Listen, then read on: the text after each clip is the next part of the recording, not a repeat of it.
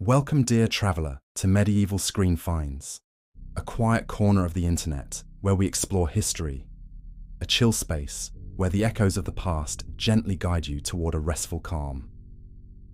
Tonight, as the world outside settles into its quiet rhythms, we invite you once again to drift back in time with us, to an age of castles and chivalry, of valour and quiet contemplation.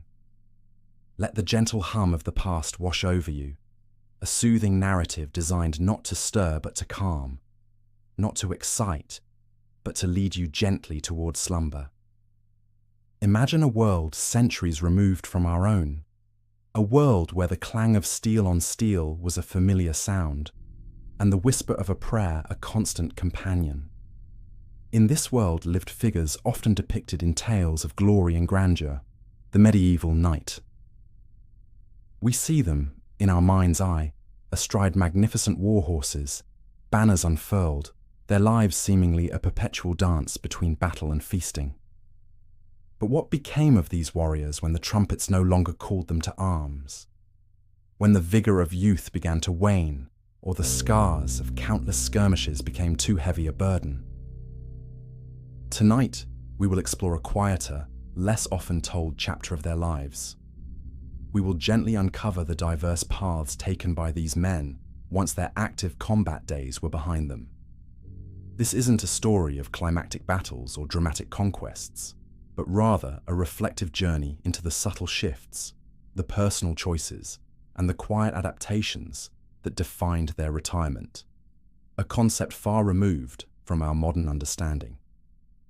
Allow your mind to wander, to gently envision the landscapes they inhabited, the challenges they faced, and the peace they eventually sought. Let the gentle cadence of their history guide you into a restful state as we begin our quiet exploration. If you enjoy stories like this, subscribe to Medieval Screen Finds to get more boring sleep videos, but only if these videos truly brings you rest. Please let me know in the comments where you're listening from and what time it is. It's comforting seeing all the places where these calm historical stories reach.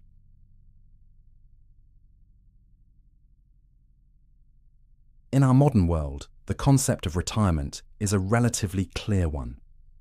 It conjures images of a planned cessation of work, often at a predetermined age, accompanied by pensions, leisure activities, and a distinct separation from one's professional life.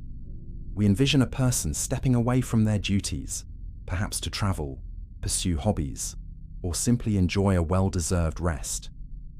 But when we turn our gaze back to the shadowed, stone-hewn corridors of the medieval era, this neat, well-defined notion simply did not exist, particularly for a knight.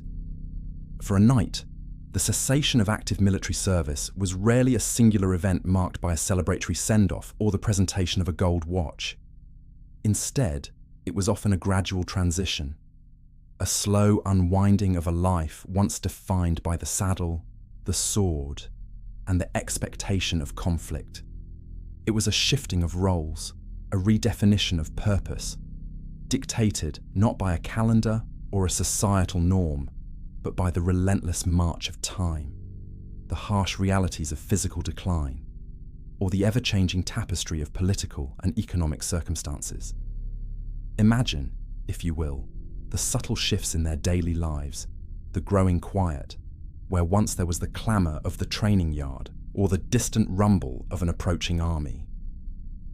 One of the most potent forces compelling a knight away from the battlefield was the undeniable reality of the human body's fragility. A knight's life was one of immense physical demand. From a tender age, they were trained in horsemanship, the wielding of heavy weapons, the grueling exertion of wearing plate armour, and the constant threat of injury. Even the most skilled and robust knight could not escape the cumulative toll of this existence. Think of the accumulated injuries, the jarring impacts of a lance striking a shield, the dull ache of a badly set broken bone from a fall during a joust, the persistent stiffness in joints from years spent encased in steel. Imagine the chronic pain that would become a constant companion, a dull throb in a shoulder, or a persistent ache in a knee. making the simple act of mounting a horse a laborious effort, let alone enduring the rigors of a full day's combat. Beyond the visible wounds, there were the less apparent ailments, fevers, infections from minor cuts, the ever-present threat of dysentery during long campaigns. These could weaken even the strongest constitution. Disfigurement, a lost eye, or a deeply scarred face might not prevent a knight from riding, but it could certainly impact their ability to inspire confidence or even maintain basic functions in battle. A knight who could no longer wield a heavy sword with precision, or whose vision was compromised, or whose gait was faltered by a perpetual limp, would find their effectiveness on the battlefield severely diminished. For such a man, the choice to step back was often less a choice and more an inevitability, whispered in the persistent grind of aching bones or the sudden sharp pain that heralded a familiar injury flaring anew. Consider also the financial necessity that often underpinned a knight's ability to wage war. Being a knight was an incredibly expensive undertaking. The cost of maintaining a war horse, a magnificent animal specifically bred and trained for combat, was astronomical. These were not mere farm animals. They were powerful, spirited creatures requiring constant care, specialized feed, and meticulous training. Then there was the armor, custom-made, meticulously crafted steel that provided protection but also demanded significant investment, not only in its initial purchase, but also in its ongoing maintenance and repair after every battle or tourney. Weapons, squires, servants, provisions for campaigns, travel expenses. The list of expenditures was long and ceaseless. For many knights, their wealth was tied to their landed estates. If harvests failed, if tenants struggled to pay their dues, or if a lord's favor waned, a knight's income could dwindle. Imagine a knight, once proud and well-equipped, now facing the stark reality that he could no longer afford to maintain the appearance or the necessary equipment for active service. He might possess the will to fight, but without the means to purchase new armor, replace a fallen warhorse, or pay for the sustenance of his retinue. His days of campaigning would inevitably draw to a close.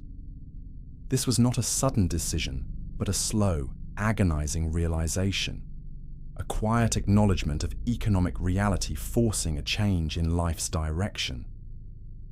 The clink of coins, or the lack thereof, could be as decisive as the clash of swords in determining a knight's future. The changing political landscape also played a profound role in a knight's shift away from active military life. The medieval world was a turbulent mosaic of shifting alliances, localized skirmishes, and grand campaigns, but periods of prolonged peace, however fleeting, could significantly diminish the immediate need for a standing force of individual, independent knights. If a powerful king consolidated his power, or if a region settled into a long-term truce, the opportunities for a knight to earn renown, plunder, or even a basic living through warfare would diminish. Furthermore, the very nature of warfare itself was evolving. As the medieval period progressed, the rise of professional mercenary armies, the increasing importance of siege warfare and specialized artillery, and the eventual advent of gunpowder weapons began to alter the landscape of battle. The individual mounted knight, while still a potent force, gradually became less central to every military engagement. Imagine a seasoned knight, skilled in the traditional ways of cavalry charges and swordplay, observing the rise of new tactics and technologies that rendered some of his hard-won expertise less critical. This shift might prompt a contemplative knight to consider other avenues for contributing his skills and experience, rather than clinging to a diminishing role on the battlefield. The sound of a new, unfamiliar weapon, a thunderous boom replacing the familiar twang of a bowstring, could signal a quiet change in their world. Finally, beyond the external pressures of body, wealth, and politics, there was the profound and deeply personal aspect of choice and spiritual calling. The life of a medieval knight though romanticized, was undeniably harsh. It involved long periods away from home, exposure to brutal violence, the constant spectre of death, and the weight of moral decisions made in the heat of conflict. Imagine the profound weariness that could settle upon a knight's soul after years of witnessing bloodshed, suffering, and the relentless cycle of conflict.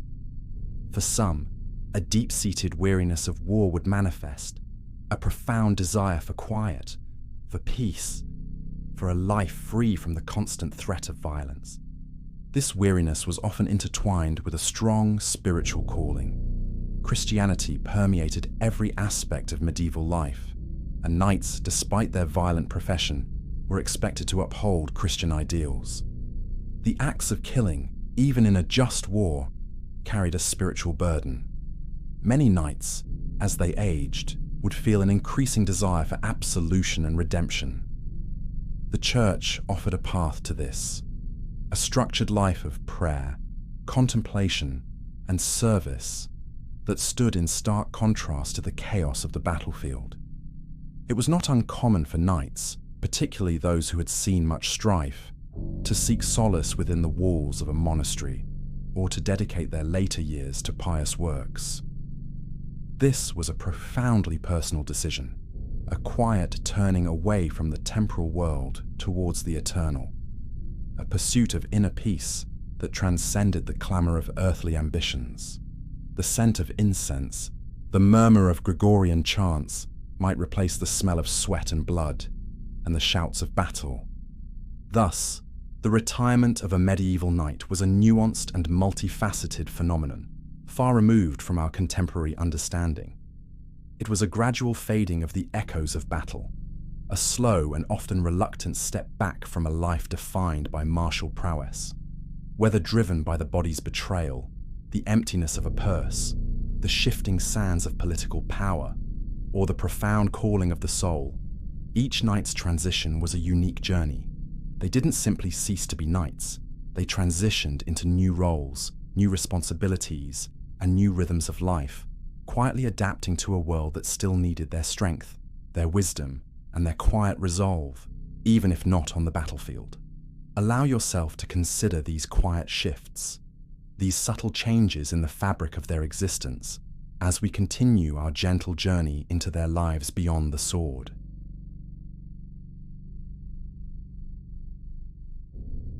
As the clamor of the battlefield faded into a more distant memory, many a knight, by virtue of their noble birth and the feudal system itself, would find their future intrinsically linked to the land. For a significant number of these warriors, the transition from active combat often meant stepping fully into the role of the lord of the manor, becoming the steward and protector of their ancestral or granted holdings. This was not a passive retirement, but a demanding shift from the physical rigors of war to the constant, intricate responsibilities of estate management. Imagine the quiet weight of this new burden, a burden of provision and order, replacing the lighter, though more immediate, weight of armor. The shift from the sword to the ledger was a profound one. A knight who once commanded men in battle now found himself overseeing fields, forests, and villages. His days, once consumed by military drills and the anticipation of conflict, were now filled with the less glamorous but equally vital tasks of overseeing agriculture. This meant understanding the rhythms of the seasons, the fertility of the soil, and the proper rotation of crops. He would consult with his reeve, a sort of foreman, about the planting of spring wheat, the harvesting of autumn barley, and the care of livestock. He would need to ensure the ploughs were maintained, the oxen were healthy, and the granaries were robust enough to store the year's yield. The success or failure of the harvest directly impacted the well-being of his household and his tenants, a responsibility that was both practical and deeply moral. Beyond the fields, there was the meticulous collection of rents and dues. Peasants, while bound to the land, owed a portion of their produce, labour, or sometimes coinage to their lord. The retired knight, now lord, had to ensure these were collected fairly and efficiently, a task that required both diligence and a certain degree of shrewdness. He would listen to their pleas for mercy during lean times, weigh their disputes, and ultimately make decisions that affected their very survival. This involved an intricate understanding of feudal customs and obligations, often passed down through generations. Imagine the quiet discussions in the drafty hall of the manor, far from the roar of battle, as the lord listened patiently to a tenant's complaint about a stray pig or a boundary dispute. Perhaps one of the most critical and constant duties was the administration of local justice. The lord of the manor was often the primary judicial authority within his domain. He presided over a local court, settling disputes between villagers, punishing petty crimes, and ensuring the lord's law, which often intertwined with customary law, was upheld. This required a measured temperament, an ability to listen impartially, and the wisdom to render judgments that maintained order and fairness within his community. While he might have once delivered justice with a swing of his sword, now it was delivered through reasoned argument and the weight of his authority, often seated on a simple wooden bench, surrounded by the familiar faces of his people. The castle or manor house itself was a constant source of demanding work. It was not merely a dwelling but a fortress, a symbol of power and the administrative heart of the estate. The retired knight, now the resident lord, was responsible for its continuous maintenance and upkeep. Leaky roofs needed mending, crumbling walls required repair, and the always present threat of decay had to be constantly battled. He would supervise masons, carpenters, and labourers, ensuring the structural integrity of his home and its defences. Imagine the endless cycle of repairs, the slow, methodical work of stone and timber, a stark contrast to the sudden explosive energy of a battle. Furthermore, ensuring the defences were robust was a perpetual concern, even in times of relative peace. Gates needed to be strong, watchtowers maintained, and the small garrison, if any, trained. A lord's land was always vulnerable to opportunistic raids from neighbouring lords or bands of outlaws. The knight's accumulated military experience, though no longer used in direct combat, was invaluable here. He understood the strategic points, the vulnerabilities, and the practicalities of defence. He might oversee the digging of new ditches or the reinforcing of a palisade, his keen eye for defence still active, even if his hand no longer gripped a sword in anger. The family life and succession were paramount concerns for any medieval noble, and for the retired knight, these responsibilities often took centre stage. The overarching goal was the continuation of a stable lineage and the secure passing of the estate to a capable heir. This involved careful planning and often elaborate negotiations for the marriage of their children.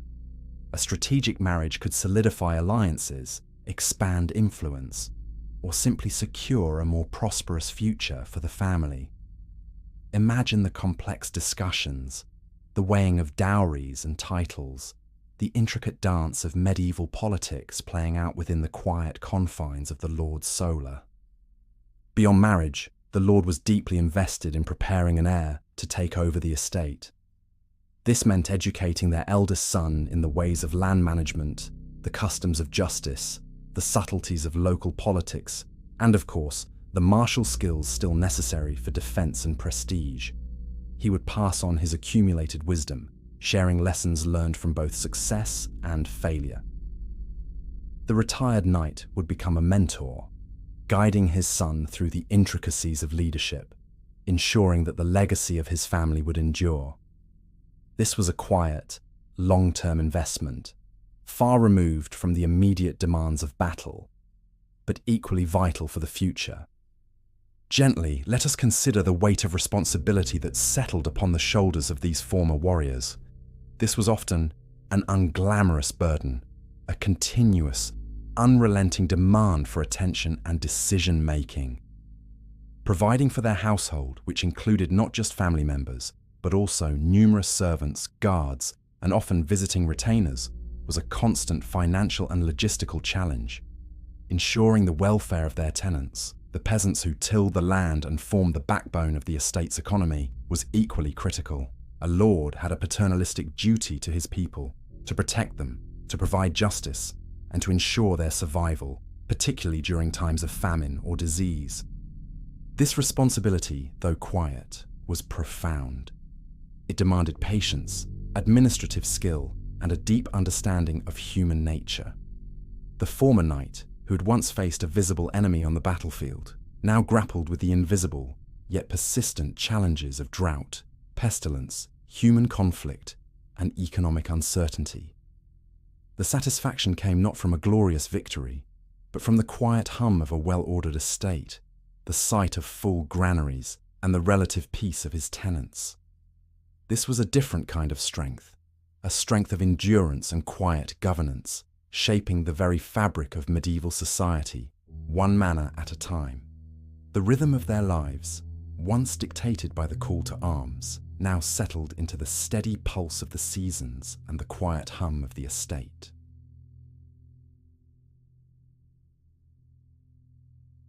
For many medieval knights, as the years advanced and the physical demands of a warrior's life became insurmountable, a profound and deeply respected alternative emerged: the retreat to religious life.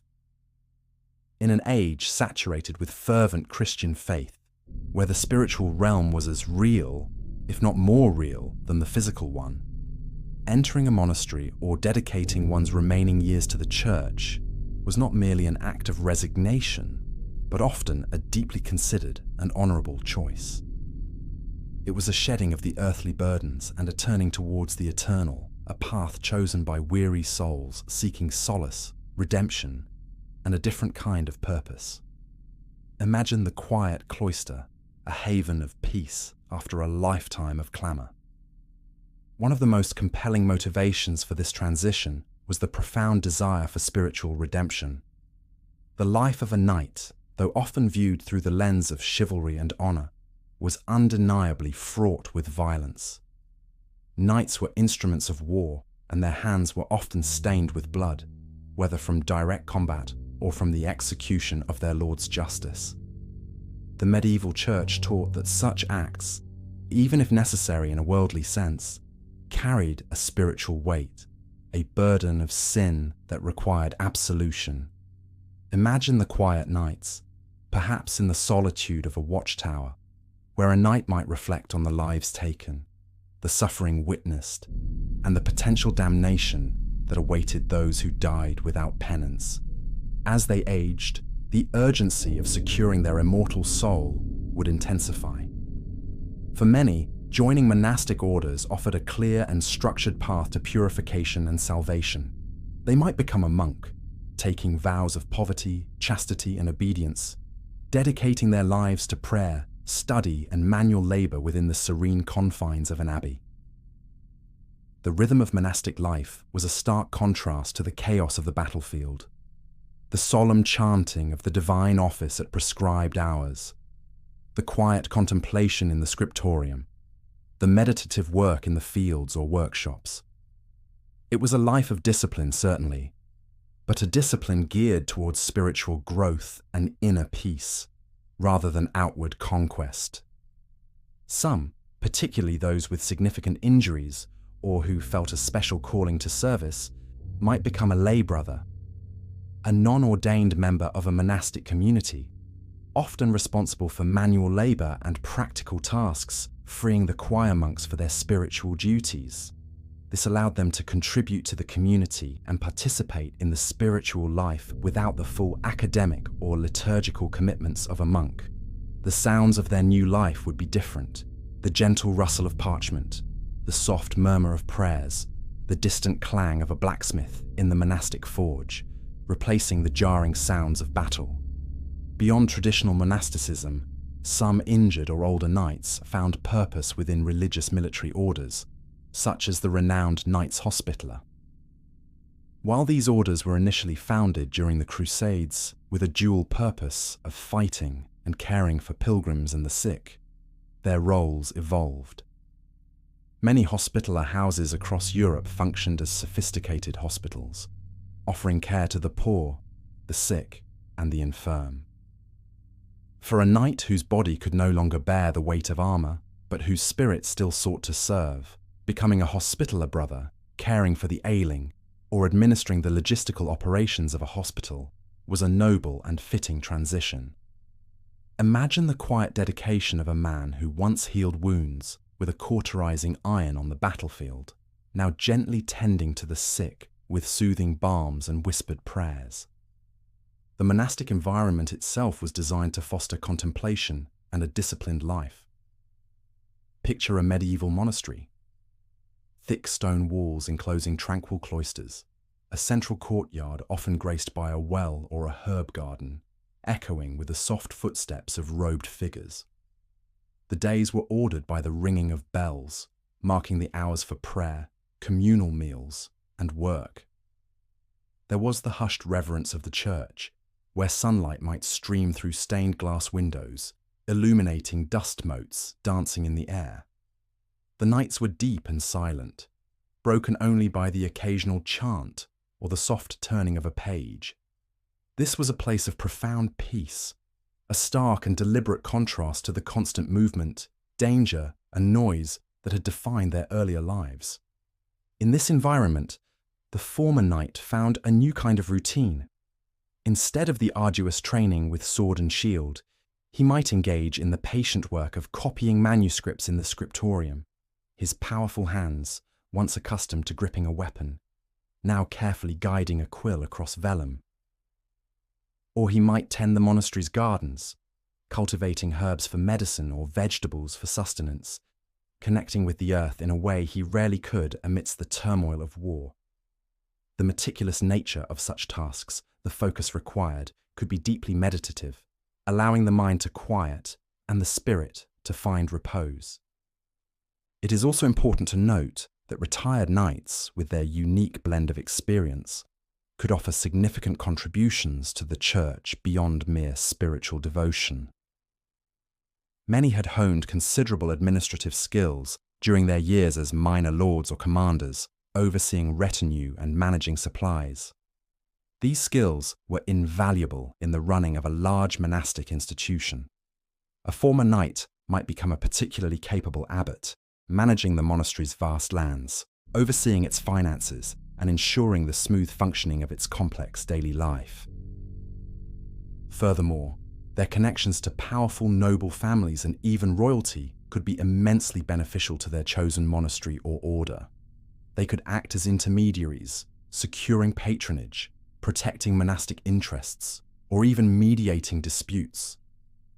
A knight who had once negotiated peace treaties or advised a lord on military strategy could now apply that same diplomatic acumen to the affairs of the church, using his prestige and experience for a different but equally significant purpose.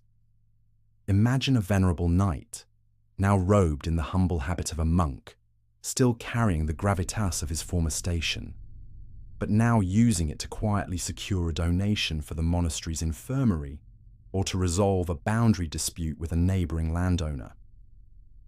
The path to piety for the retired knight was thus a multifaceted one, often driven by a deeply personal spiritual quest, but also offering a practical and respected place within medieval society. It represented a fundamental reorientation of life, from the pursuit of earthly glory and conquest to the quiet, persistent work of spiritual salvation and service. The clang of armor was replaced by the rustle of robes, the shouts of battle by the murmur of prayers, and the harsh realities of war by the gentle, ordered rhythm of monastic life. It was a profound journey towards a different kind of peace, a peace that promised not only earthly tranquility, but eternal rest.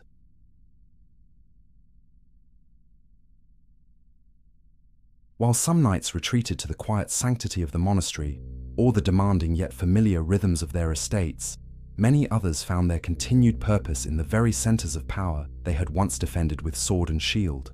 For these seasoned warriors, a retirement from active campaigning did not mean a complete cessation of service.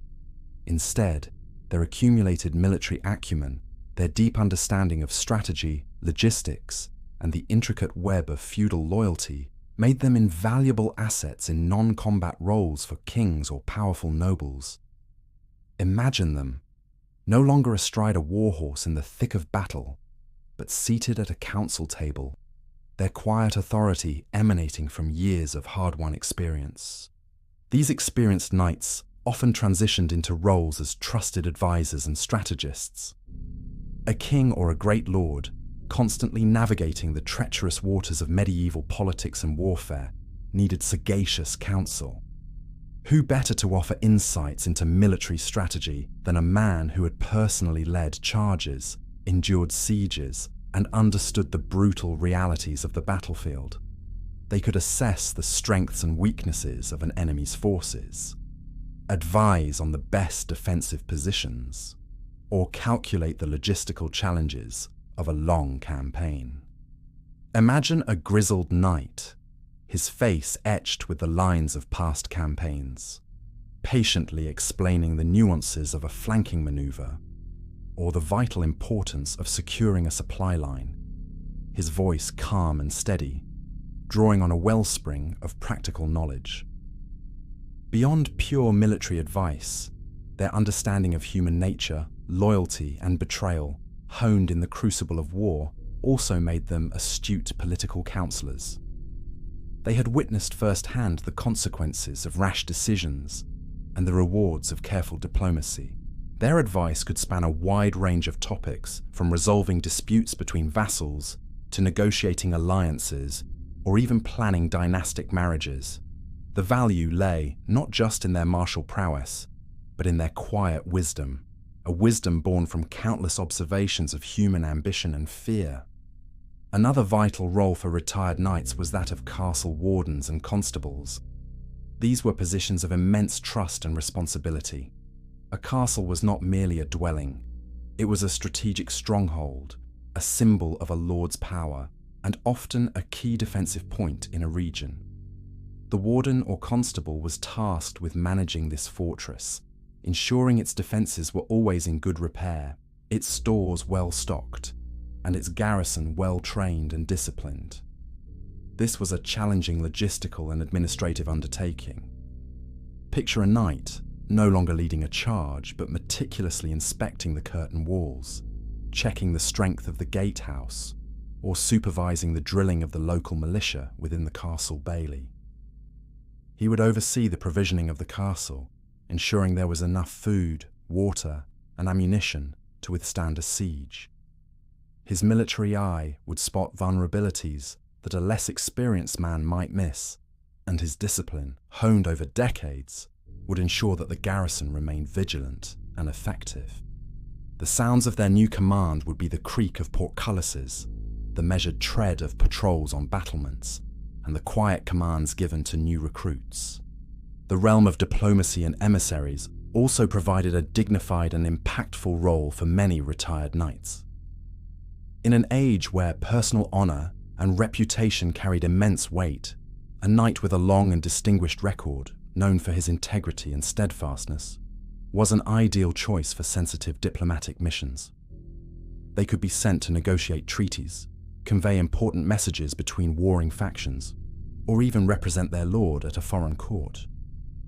Such missions demanded not only courage, but also sharp wit, keen observation skills, and an ability to read the subtle currents of political intrigue.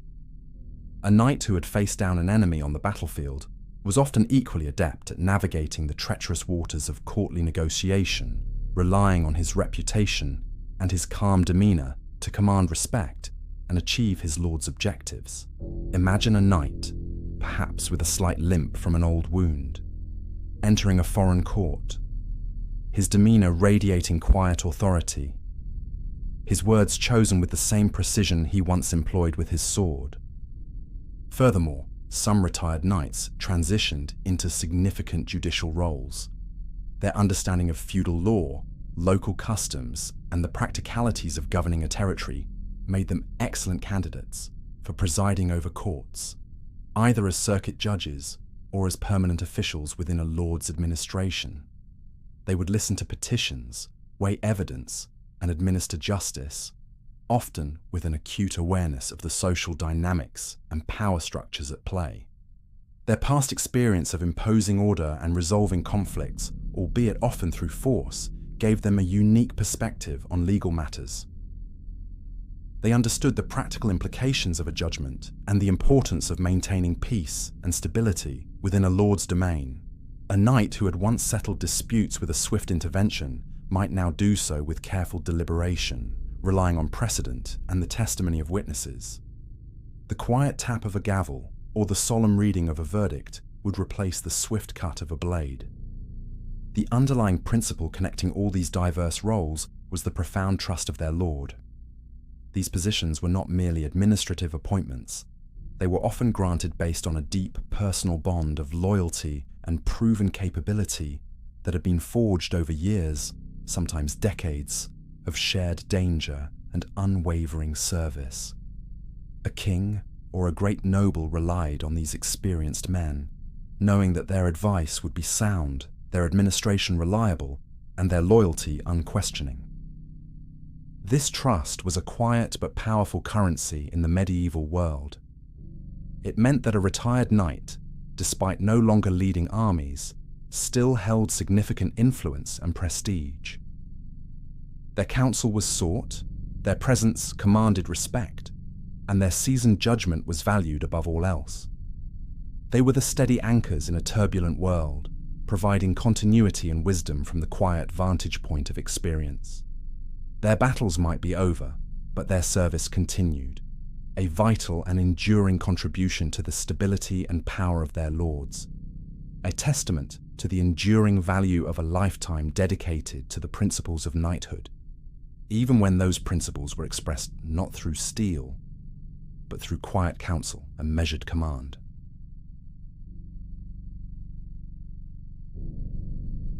As the creaking of aging joints and the whispers of old wounds made the field of battle a distant memory, many retired knights found a new, profoundly important purpose, becoming the silent, steady hand that shaped the warriors of tomorrow. Their vast reservoir of experience, gained through countless skirmishes, jousts, and campaigns, was too valuable to be lost. Instead of wielding the sword in anger, they now wielded knowledge and discipline, meticulously training the next generation of noblemen to uphold the martial traditions and chivalric ideals of their class.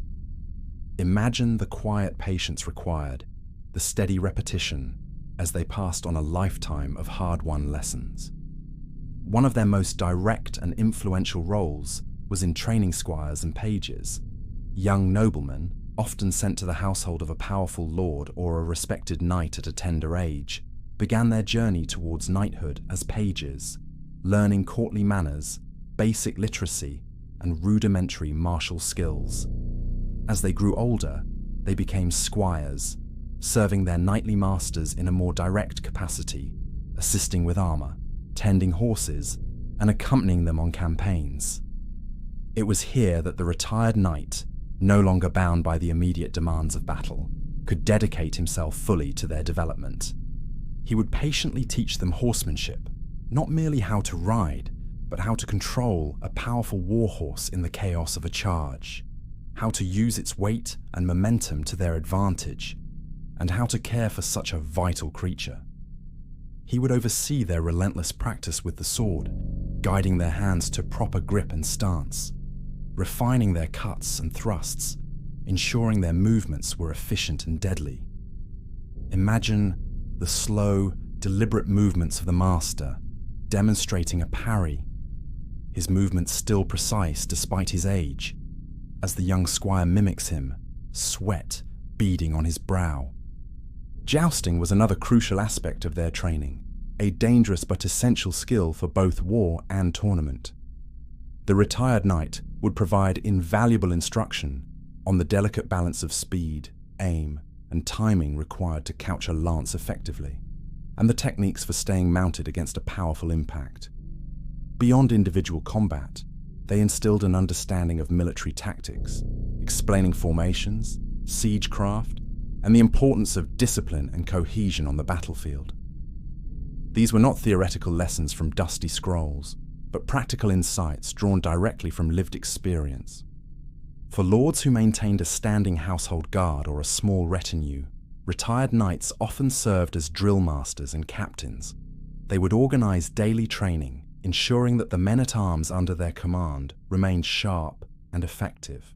This involved rigorous practice with various weapons, mock skirmishes, and exercises designed to build teamwork and responsiveness. The retired knight, with his deep understanding of military organization and the practicalities of command, would ensure that the Lord's forces were always prepared, even in times of peace. The rhythmic clang of practice swords, the shouts of command, and the steady breath of exertion would fill the training yards. Crucially, the retired knight's role extended far beyond mere physical instruction. They were instrumental in imparting chivalry and ethics, shaping not just the martial capabilities, but also the moral character of future knights.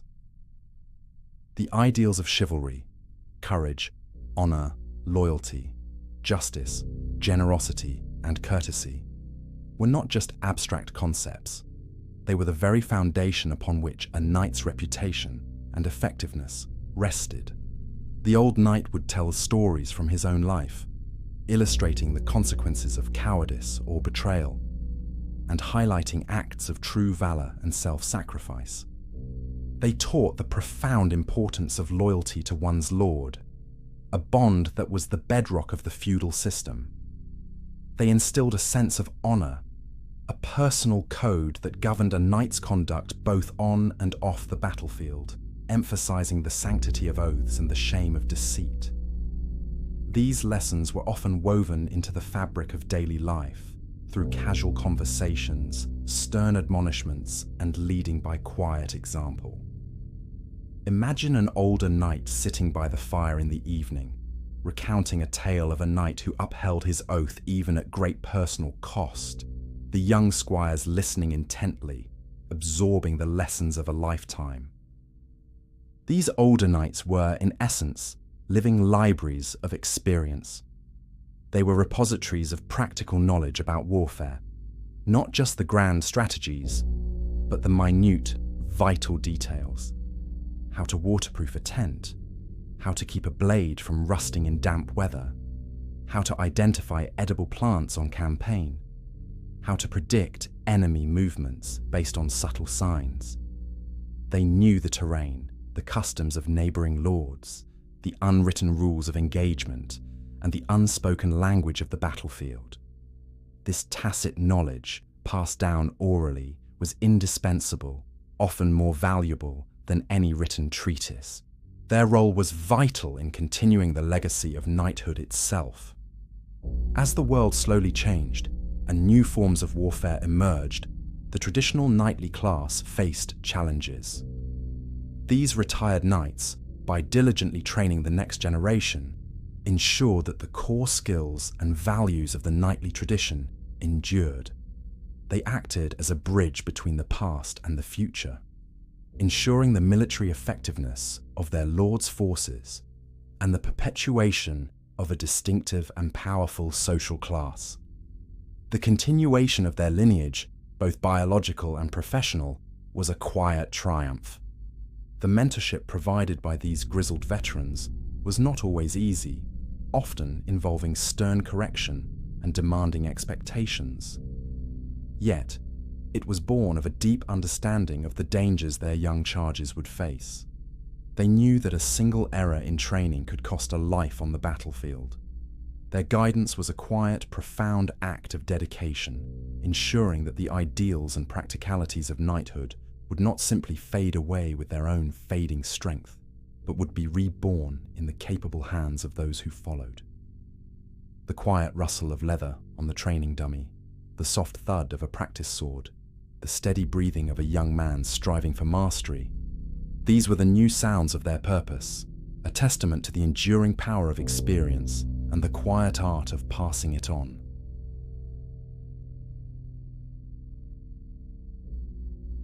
As the long shadow of life began to lengthen, and the active years of even the most dedicated knight finally gave way to the quiet demands of old age, the final chapter of their journey unfolded. For the retired knight, the sundown years were a period of reflection, of grappling with the inevitable decline of the body, and often a quiet focus on their enduring legacy. This was a time when the echoes of past glories might still resonate, but the present reality was often one of increasing stillness, both within and without. Imagine the quiet contemplation, the gentle slowing of the world around them as they looked back on a life lived fully. For many, the ultimate preoccupation during these twilight years was ensuring the future of their family. A knight's life, particularly a noble one, was intricately tied to the continuation of his lineage and the preservation of his ancestral lands and name. All the battles fought, the wealth accumulated, the alliances forged, ultimately served the purpose of securing a stable and prosperous future for their descendants.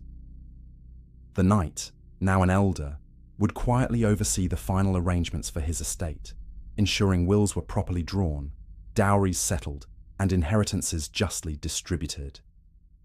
His wisdom, honed by years of managing his own affairs and observing the machinations of others, was now dedicated to guiding his children and grandchildren. He would spend time with his heir, passing on not just property, but also the intangible inheritance of family history, the stories of their ancestors, the specific customs and responsibilities of their lands. Imagine a quiet evening by the hearth, the old knight recounting tales of his youth, not for glory, but to impart lessons, to instill pride, and to deepen the younger generation's understanding of their place in the world. This was a profound, quiet investment in perpetuity, ensuring that his name and his family's honor would continue long after he had faded from the earthly scene. The comforts of old age for these retired knights were vastly varied, painting a nuanced picture of their final years. For some, particularly those who had accumulated significant wealth and maintained good health, their sundown years might indeed be a time of relative ease. They could enjoy the warmth of their manor, the quiet satisfaction of a well-managed estate, and the companionship of their family. They might spend their days in contemplation, perhaps reading illuminated manuscripts, engaging in gentle walks, or simply observing the peaceful rhythms of their lands. Imagine a serene scene, an old knight bundled in a fur-lined cloak, sitting by a roaring fire, a cup of warmed wine in hand, gazing out at a snowy landscape, the world moving at a slower pace. However, for many others, the reality was often one of increasing infirmity and solitude. The chronic pain from old wounds, the inevitable diseases of age for which medieval medicine offered little remedy, and the gradual erosion of physical capabilities could make daily life a struggle. Simple tasks might become arduous, and the vibrant world they once inhabited might shrink to the confines of their chamber. Those who had outlived spouses, children, or close companions might face profound solitude, a quiet loneliness that settled in as the familiar faces faded from their lives. The once proud warrior, accustomed to the camaraderie of the battlefield or the bustling life of a lord's court, might find himself increasingly alone with his memories, the silence of his days broken only by the crackle of the fire or the distant cries of wild birds. Despite, or perhaps because of, these realities, many knights sought to secure their memory and commemorate their lives through tangible means. Monuments and memorials were common. Within the hallowed walls of churches, one might find effigies of knights, sculpted in stone or alabaster, often lying supine with their hands clasped in prayer, their swords at their sides. These effigies depicted them in their prime, a timeless representation of their knightly ideal, intended to ensure that their piety and their martial prowess would be remembered by generations who knelt to pray above their tombs. Imagine the quiet reverence evoked by such a carving, the stillness of the stone, a stark contrast to the dynamic life it represented. Their heraldic displays, the unique coats of arms that identified their family and achievements, would adorn the walls of their manor houses, the stained glass of local churches, or even their tombs. These colourful symbols served as a visual testament to their identity, their lineage, and their noble status, ensuring that their family's mark remained visible and recognised. Beyond stone and symbol, the deeds of these knights, both on and off the battlefield, often lived on in the realm of oral tradition, stories and ballads. Local lore would recount their acts of bravery, their wise judgments, their moments of generosity, or even their eccentricities. Travelling minstrels might weave their exploits into songs, perpetuating their renown in village squares and noble halls. These were the living memorials, the quiet whispers of history that kept their memory vibrant within the communities they had served and protected. Imagine the gentle strumming of a lute as a bard softly sings of a knight's valour or his unwavering loyalty, the tale echoing softly in the evening air. And so we arrive at the quiet farewell of the medieval knight. Their lives were a journey from the spirited days of training and combat to the profound transition into new roles, and finally to the gentle fade into old age. This was a silent transition, often from a life defined by the clanging realities of war to a life shaped by the quiet pursuit of peace, whether through the administration of an estate, the devotion of monastic life, or the steady wisdom of counsel. The enduring human desire for purpose, for meaning, for a lasting impact, was as true for them as it is for us. Even in their final, most solitary years, their purpose shifted from active engagement to quiet reflection, from physical exertion to the preservation of legacy. Their journey reminds us that life, in any age, is a continuous unfolding, a series of transitions, and that even the most formidable warriors eventually seek the solace of peace. As our journey through the quiet retirement of medieval knights draws to a close, let the images of stone castles, rustling fields, silent cloisters, and the gentle wisdom of aged warriors drift softly in your mind. Allow the echoes of their long-ago lives to calm your thoughts, and let the historical rhythms of their world gently guide you towards a state of deep and undisturbed rest. Sleep well,